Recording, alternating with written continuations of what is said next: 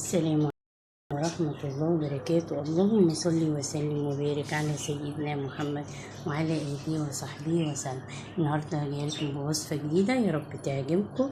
هنعمل النهاردة إن شاء الله البامية بطريقة جميلة جدا وخطوة خطوة مع بعض.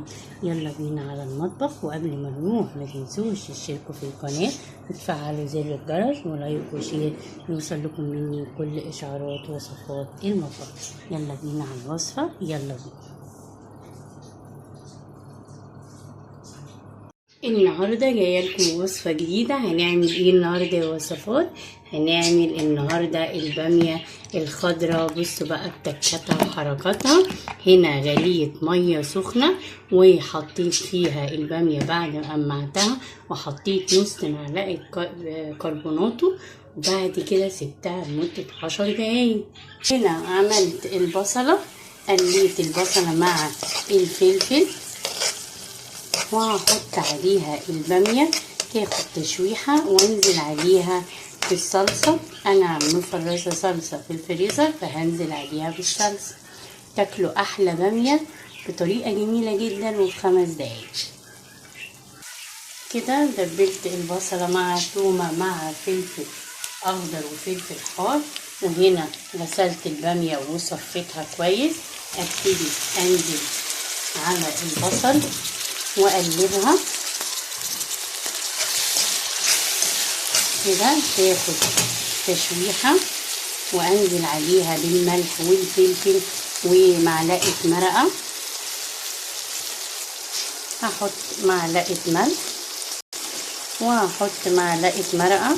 انا قلت لكم بستخدم المرقه الفوريه، مرقه فراخ، بتبقى جميله جدا وحلوه وطعمها الصراحه في منتهى الجمال. وهحط كمان نص معلقه فلفل اسود، وهقلب كل الكلام بتاعنا الحلو ده. وبعد كده هنزل بصلصه الطماطم علشان ما تستويش، لان الباميه دي بلدي فما بتاخدش وقت في السوا. في نص ساعه تاكلي احلى طبق باميه في منتهى الجمال ان شاء الله. هي تعجبك الطريقه، وطريقه سريعه وكمان طعمها حلو ان شاء الله هتعجبك. هحط الصلصه بتاعتي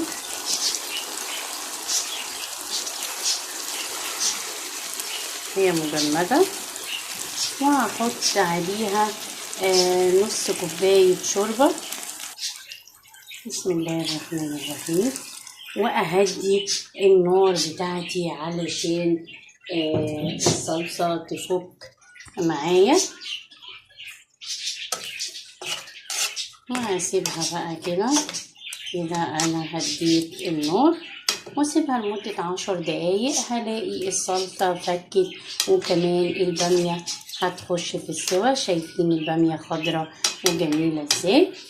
اللي وصل معايا لغاية هنا في الوصفة ياريت بقى تقولوا لي امارات بتشاهدوا منين ومن انهي بلد، وتكتبوا لي في الكومنتات. واللي لسه ما اشتركش في القناة يشترك في القناة ويفعل زر الجرس ويشير علشان الفيديو يوصل لأكبر عدد من المشاهدين. وياريت كومنت حلو منك يساعدني. بحبكم في الله. يلا نتابع بقية الوصفة. وهحط ورق لوري علشان يدي طعم، وهحط نص معلقة بابريكا وهغطيها. بسم الله الرحمن الرحيم. وهقلبها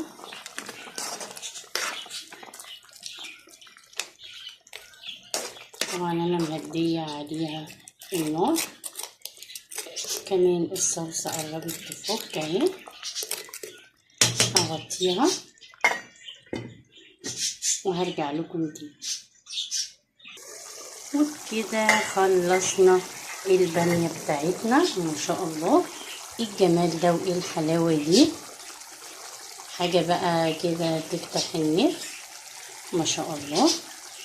شايفين لونها كمان جميلة جدا، شايفين خضرة ازاي مستوي. هقدمها حضراتكم وصفة الملوخية. وصفة البامية ما خدتش مننا نص ساعة بالتقميع والتسوية، وطريقة التسوية طريقة جميلة جدا. يلا بينا علشان نقدمها.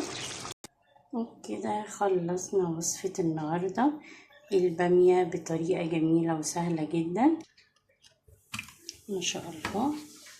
وبكده خلصنا وصفة النهاردة. يا رب الوصفة تعجبكم.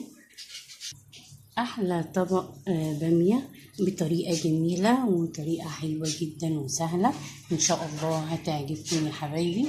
واللي وصل معايا لغاية هنا ولسه ما اشتركش في القناة يشترك في القناة ويفعل زر الجرس ولايك وشير ليوصل لكم مني كل اشعارات قناة وصفات المطبخ. بحبكم في الله. متنسوش يا حبايبي تشتركوا في القناة وتفعلوا الجرس ولايك وشير ليوصل لكم مني كل اشعارات القناة. بحبكم في الله. السلام عليكم ورحمة الله وبركاته.